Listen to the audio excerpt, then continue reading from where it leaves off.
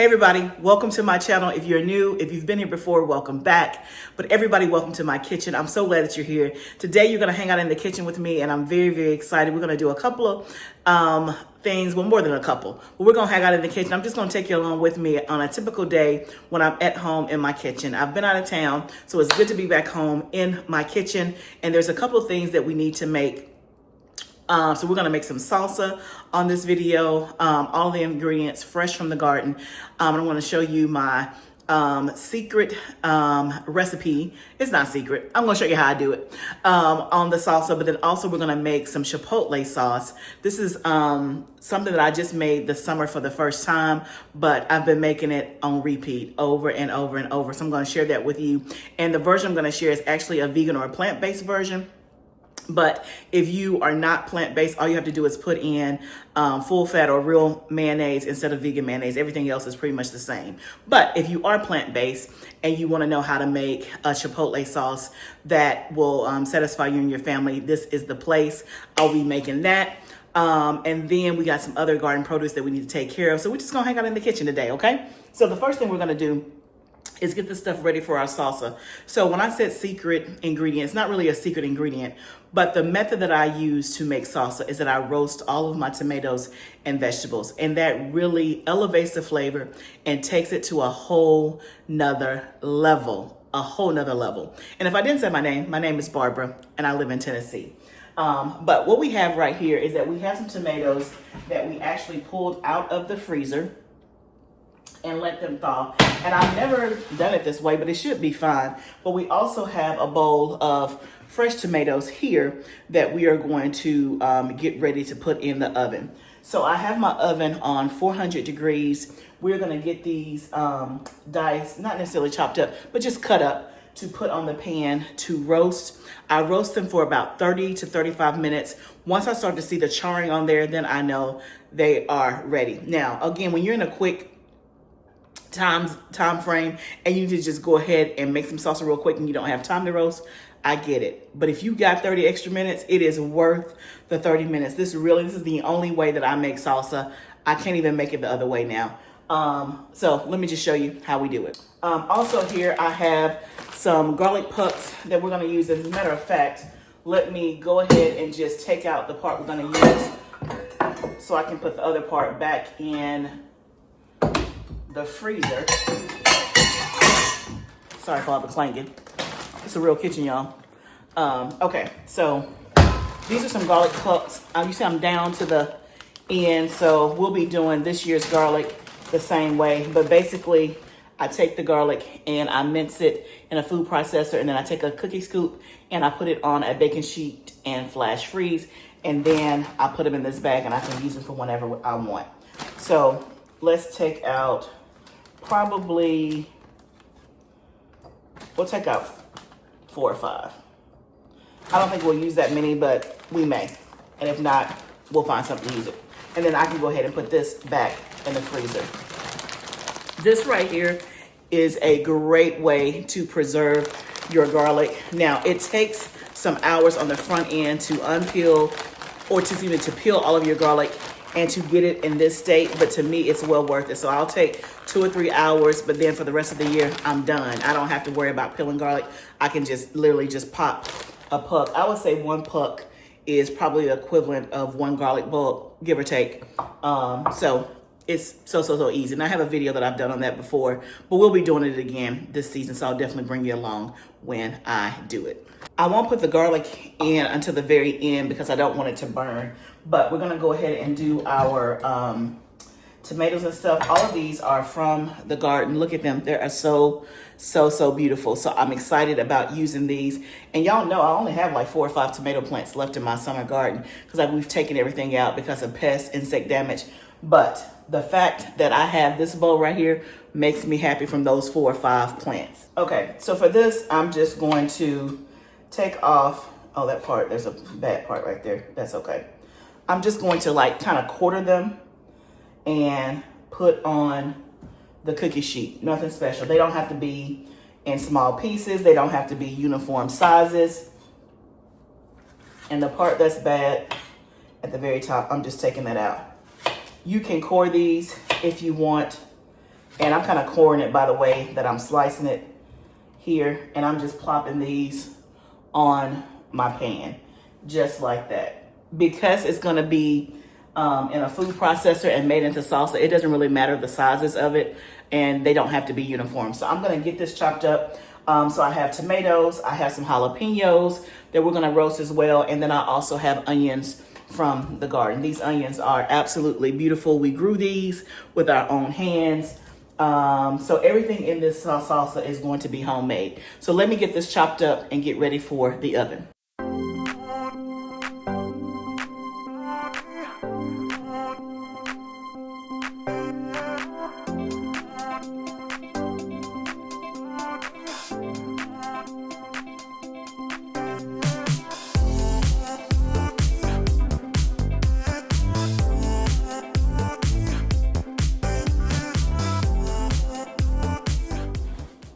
Okay, so these are ready for the oven. You can see we have the tomatoes, and it doesn't matter what kind of tomatoes you use. I mean, there's gonna be some juice, but I mean, I can just pick up the tomatoes without the juice to put in the food processor or strain it. You see I have my jalapenos in that corner.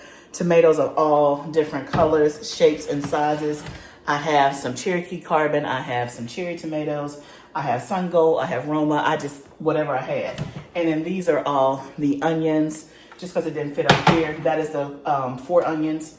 And then I just put some olive oil in the bottom of the pan. And then we're just going to salt it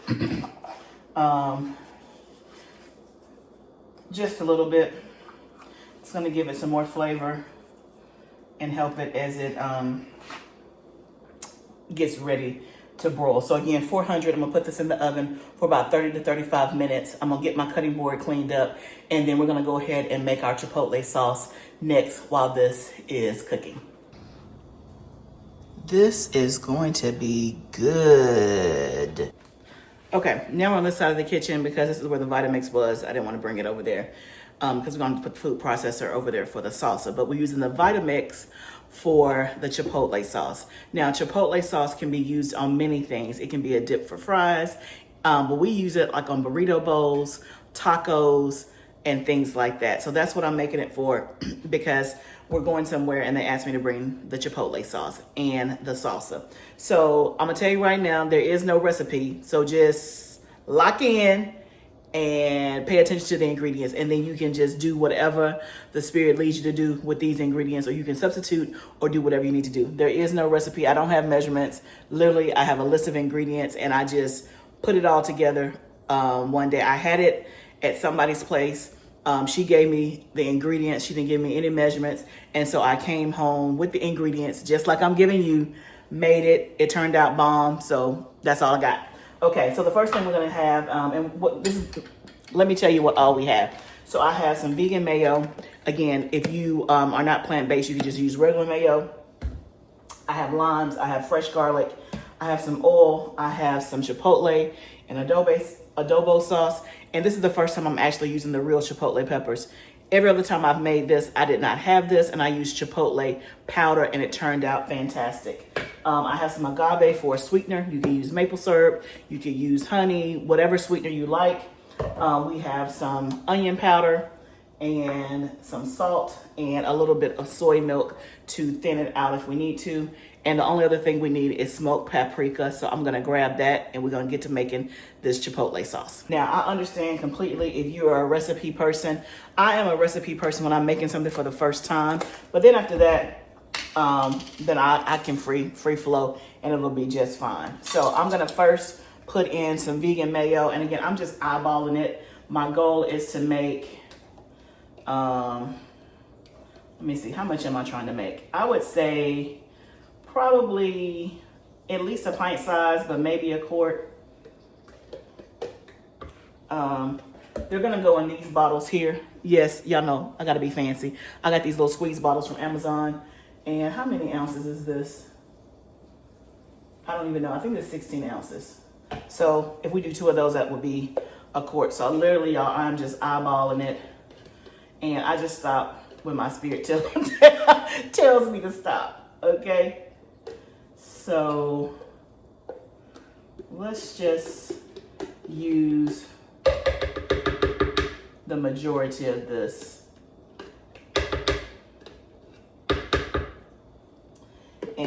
see what we get. So you can see kind of how full, let me show you here. You can kind of see how full that is. Okay, so we got that. Then we're gonna put in our garlic. So I'm gonna take one of these cloves, two pucks worth to put in. So we're gonna do that. Then we're gonna open up our Chipotle. This is my first time actually ever buying this. So I don't know how many or how hot. So we're just gonna guesstimate. We're gonna start with that 1, 2. We'll start there. We can always add more, right? Then I'm gonna put in some onion powder. I'm just gonna, I don't know if I had to guess, let's just say 2 tablespoons full. We're gonna add some salt. If I had to guess, half a teaspoon. Let's start off with that. I'm gonna add in some agave. If I had to guess, a tablespoon. We're gonna taste it, so wherever it's off, we can always fix it. Now, again, there's no shade if you use a recipe, but you have way more freedom in your kitchen when you can be comfortable with just winging it sometimes and then knowing what's off and how to fix it. But the only way you do that is to try, and you just get better with time. So smoked paprika, we like smoked paprika, so I don't know, that was probably 2 tablespoons worth. Oil, I don't remember why I had the oil, but it's on my list, so therefore, let's just go with a tablespoon. Y'all, I'm making this up as I go. Not making it up, I'm making up the measurements. So I have a lime. Let's see. Let me get a knife. We're gonna start off with, we're just putting in the juice of the lime. And I'm gonna go ahead and do the whole lime because I'm thinking a half is not gonna be good enough. Quite a bit. So let's blend and let's see what we're working with first. How about that? So we're just gonna turn this on. That's where the milk comes in, because the milk is gonna help thin it out. Now, the person who gave me this ingredient list used oat milk because she's also plant-based. I don't buy oat milk, never tried it. But this is just a plain plant-based soy milk that has no flavor.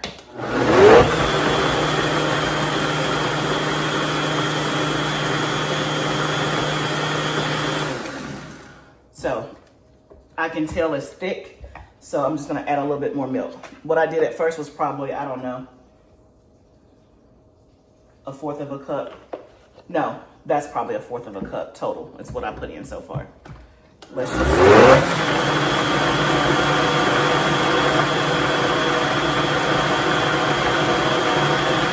make sure all of this, but we definitely have the right color. So now it's just about blending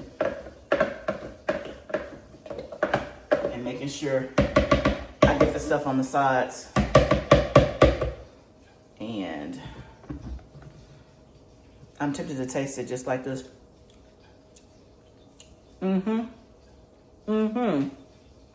That's good. It needs some more spice. So before we finish blending it up, I'm gonna add in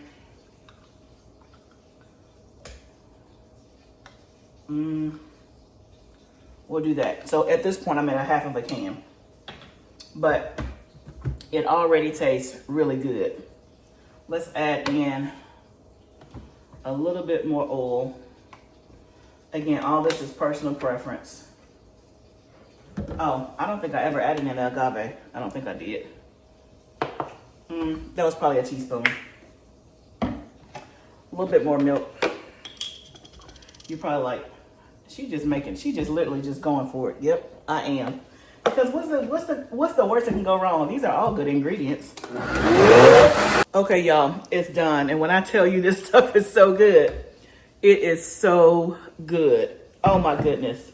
So what I did was I just kept working with it until I got the taste that I wanted. So for me, I added pretty much the whole thing of this little thing of Chipotle. There's probably like this much left. And I'll just like put that in a container and save that for something else. Because I wanted it to taste like Chipotle instead of just like a mayonnaise based sauce. I wanted to taste the kick. So the kick is there. I added in a little bit more oil, but I added in milk just to get the consistency that I wanted. So let's pour these up. I could put this in a mason jar, but it'll be easier to serve if that's just in a squeeze bottle. You can just squeeze it onto your tacos, burrito bowls, or whatever the case may be. So it's still a little, you can kind of see the consistency. It could be thinner for sure. It just depends on the consistency that you want. But it's pouring. So we got one bottle. This stuff is so good. And then I just put this here. Screw it on.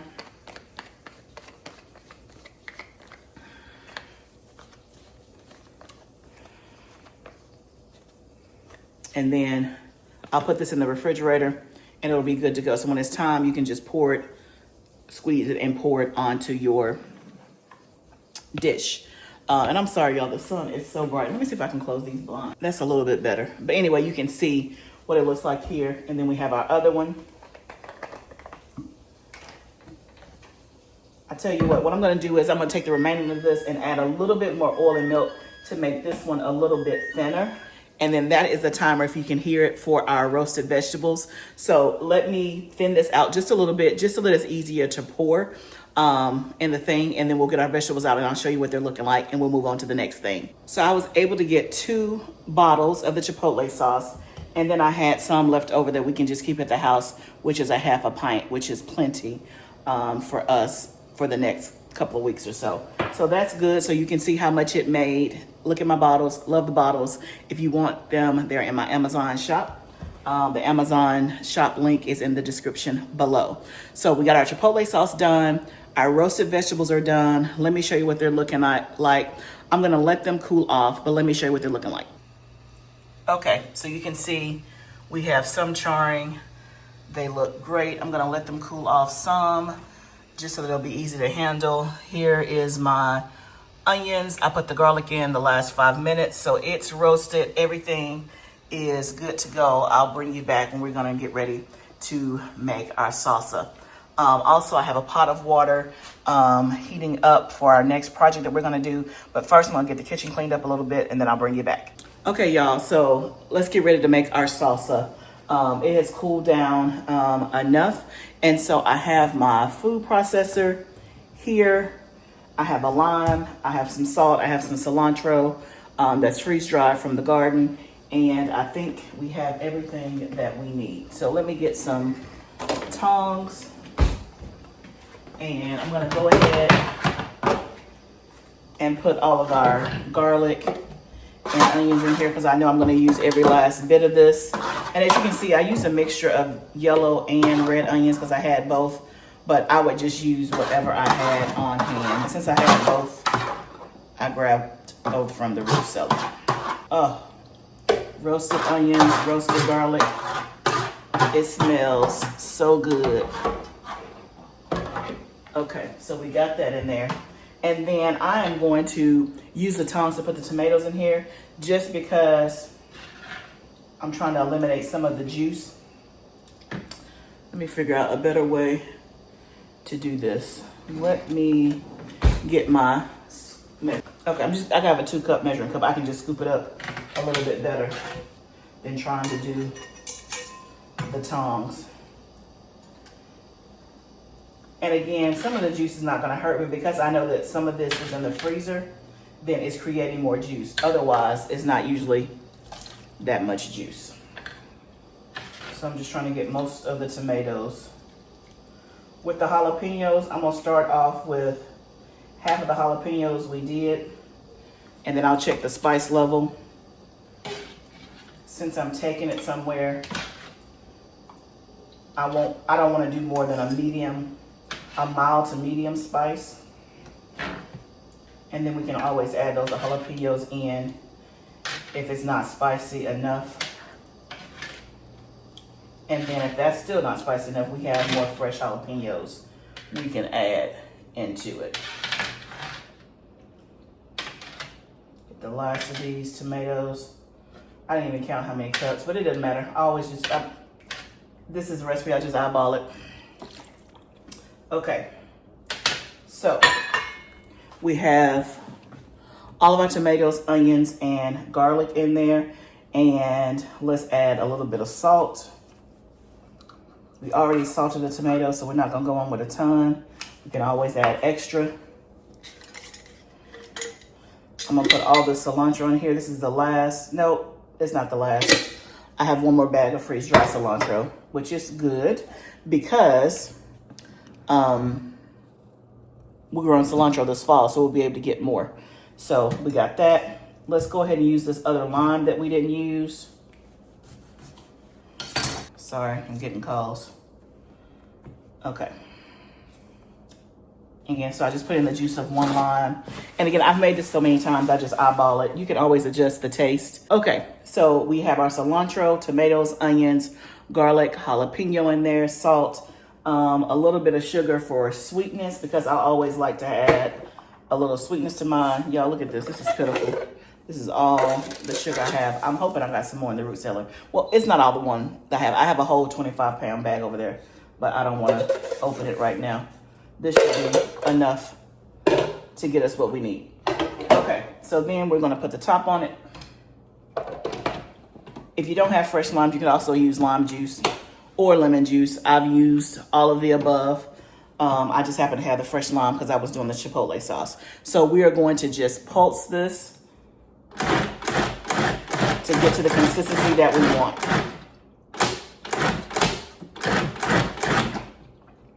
It doesn't take much because it's already roasted, right? So you can kind of see the consistency. Let's get a spoon. And this is on the chunky side, so we could go a little bit more for sure, but let's just give it a taste.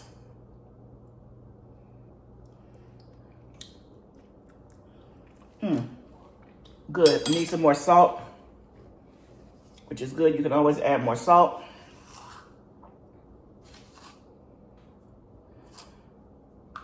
I'm gonna add in some more garlic powder. This roasted garlic powder I got from Azure. I tried it for the first time. You can see how much I got left. I love this stuff. They need to sell this in a big old bag. Because I should have done some more garlic and then a little bit more sugar.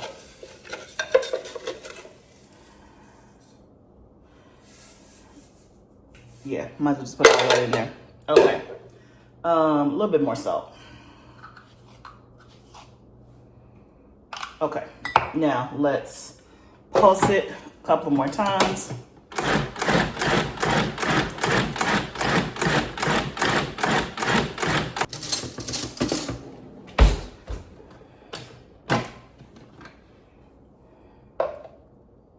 Oh, you know what? It wasn't spicy enough. I just remember that. That's so good. Let's get the rest of these jalapenos in here. Need a little bit more kick. So that's like 1.5 jalapenos that I'm adding. I don't know if that's gonna be enough, but I got some fresh jalapenos over there on the other counter, so let's just pulse.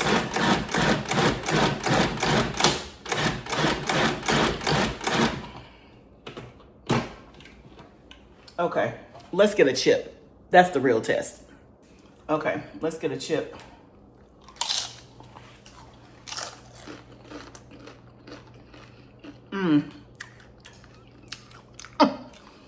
Y'all, this is the best salsa.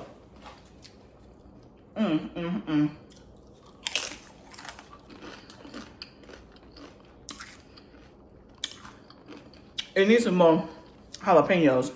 More jalapenos. Everything else right on it. Okay, y'all, this is so good. I added in 1 serrano pepper just to add the spice level a little bit, but it's not too hot. Man, if it was just for me in my house, I would make it spicier, but because it's not just for me, then I went more on the mild to medium side. But look at that. That looks great. So we're just gonna pour this into our deli container here.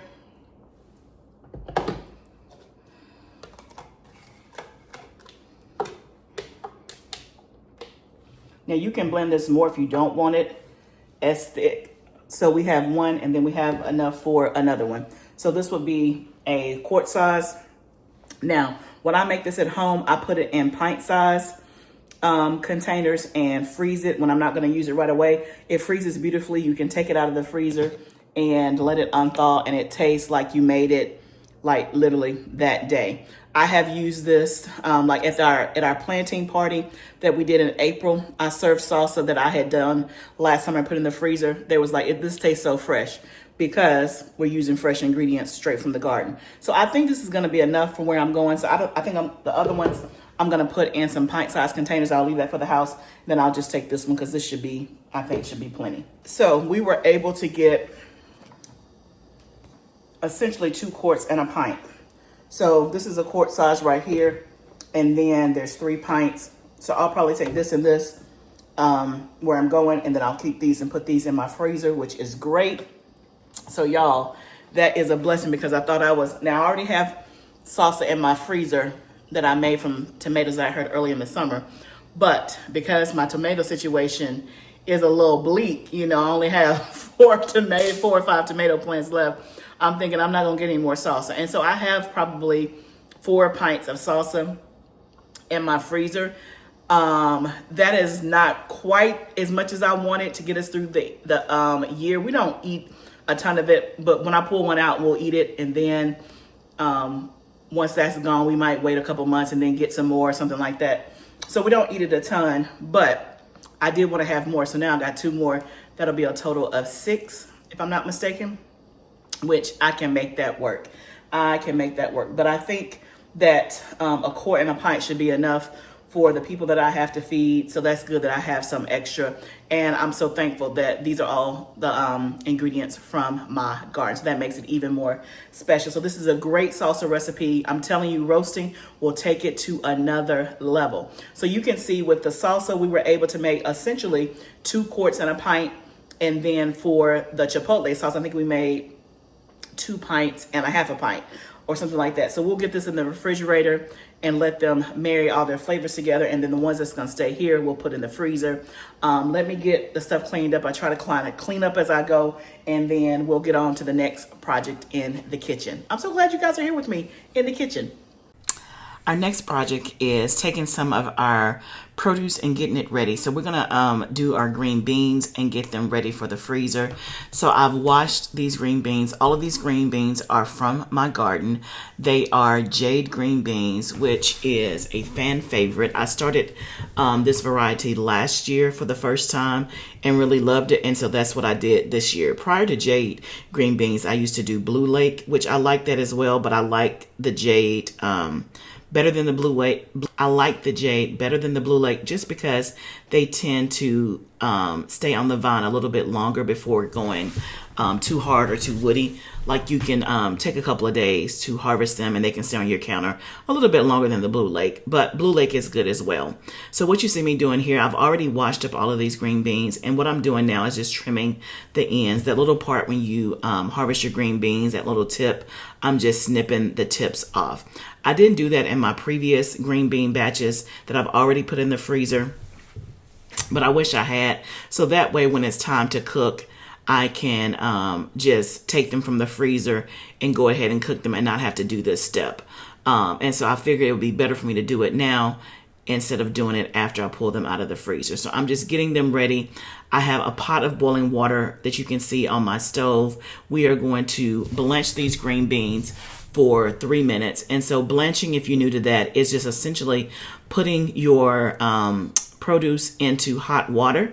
for a specified amount of time, and then that same amount of time you usually are going to put it in a bowl of ice cold water.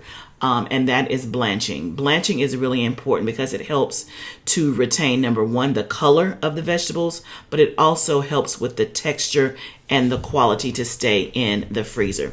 So I highly recommend blanching your produce. And depending on what the produce is, it can take anywhere from 1 minute to 3 minutes.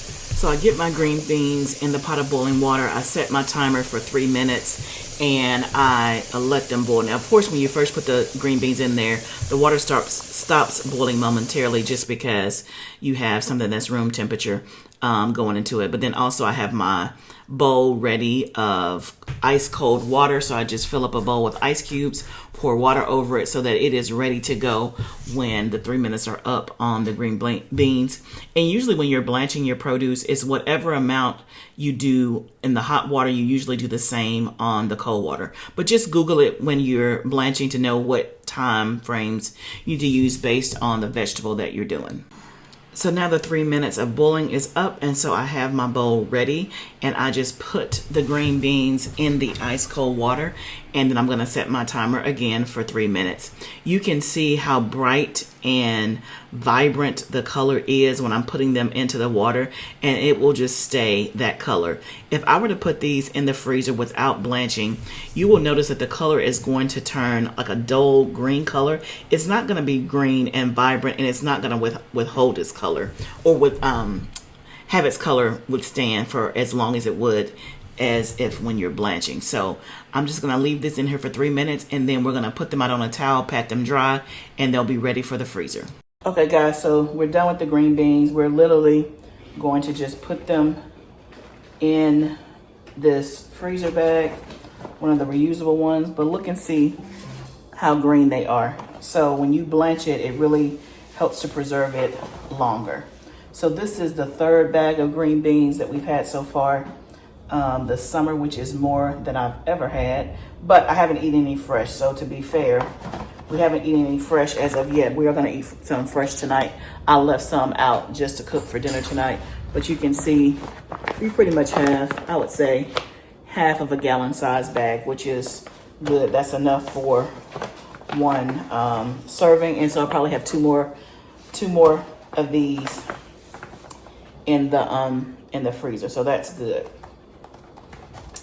And plus we have more green beans coming in, and I still have time to plant some more green beans. So I just may do that so we can stock the freezer with the green beans. But I cannot wait to have some for dinner tonight to see what they taste like. Because it's been 2 years since we've had fresh green beans from the garden. Last year, we didn't really have any, and the year before that. So it's been quite the journey trying to get green beans.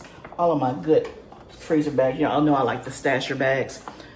They're all in use. So I'm using these from Amazon, and they work good. It's just that the seal is not as easy to do as my other bags, but these are ready for the freezer. Then you could also vacuum seal this as well. I just didn't want to pull out my vacuum sealer because I've already pulled out the Vitamix and the food processor and all of that. Plus, I know that we'll eat these within the next 6 months or so. But you could vacuum seal these as well. But definitely, if you're going to put them in the freezer, you definitely want to blanch them. And that way they'll retain, like I said, their color and their freshness and their texture. Okay, so the very last thing we're going to do is we're going to make up some strawberry lemonade from our strawberry lemonade concentrate that we canned last summer. So it looks like I canned this in June of last year. These are my last two, so I'm going to go ahead and get these used up, and then we'll make some for 2025. Probably at some point. We have strawberries in the freezer. We bought the strawberries at peak, which is in the April and May season, and we did all the strawberry things we wanted to do fresh, and then we keep some in the freezer so that we can make more strawberry lemonade. So this, I have a video on this. If you've never tried this before, it is fantastic. I highly recommend doing it when strawberries are in season. Now, if you want to go to the grocery store and get you some frozen strawberries, you can, but this is going to taste much better when it's actually in season. But we do this with a lot of drinks. So we have strawberry lemonade concentrate on the shelf, we have peach lemonade concentrate on the shelf, and we have lemonade concentrate on the shelf. So you can pop over to my house, you can at least have you something to drink, something good to drink. So I'm using my can opener. If you're a canner, you got to have one of these stop using your knives to open your canning jars and messing them up. But this is gonna come together real easy because this is concentrate. All we have to do is add water to it. So for 1 jar, which is a pint size, I add 2 pints of water. The recipe says 2.5, but for me, it's a little bit too diluted. So I do 2. This is our filtered water. I was trying to make sure I had enough room in my pitcher, which I think I do.